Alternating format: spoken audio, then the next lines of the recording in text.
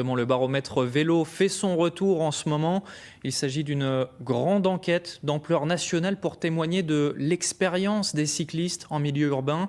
Enquête déclinée ici aussi par une association qui appelle les habitants du Grand Nouméa à donner leur avis sur les conditions de circulation à vélo dans leur commune. Reportage Martin Charmasson et Christian Favnec.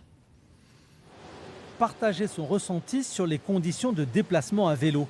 C'est ce que permet cette enquête de la Fédération française des usagers de la bicyclette.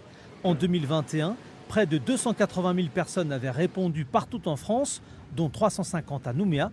Le questionnaire peut être rempli en 10 minutes ou moins.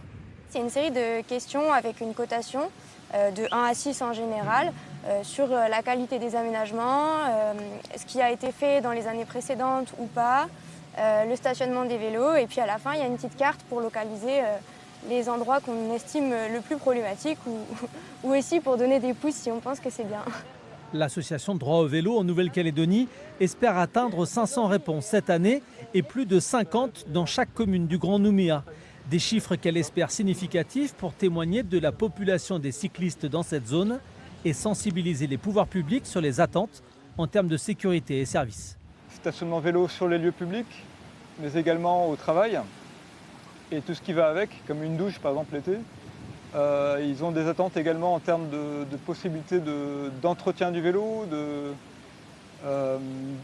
code de la route aussi, comme par exemple toutes les possibilités de tourner à droite au feu rouge, ou encore les doubles sens cyclables qui permettent aux cyclistes de pouvoir emprunter des raccourcis à contresens, ce qui permet de raccourcir les distances.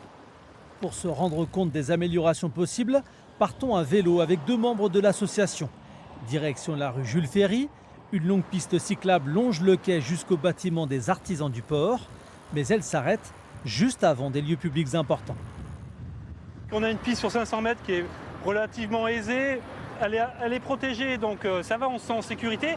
Et puis d'un coup on trouve sur un trottoir, alors qu'on est en plein centre-ville, hein, on a le marché, le commissariat qui est là, la place des Cocos qui est derrière.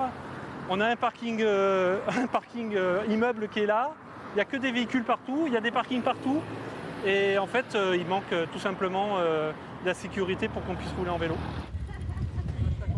L'association espère utiliser les résultats du baromètre vélo comme argumentaire pour questionner les communes sur leur politique cyclable à l'approche des élections municipales de 2026.